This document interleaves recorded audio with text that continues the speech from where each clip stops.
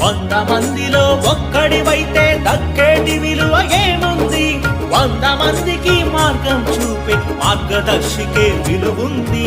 విద్యార్థి నీ అడుగు అది విజయానికి ముందడుగు.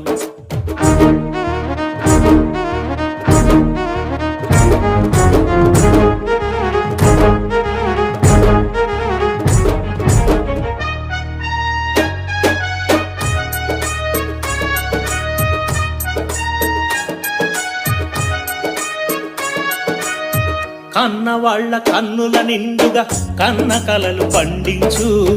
అన్నవై ఆత్మీయతను ఆడపడుచుకు అందించు.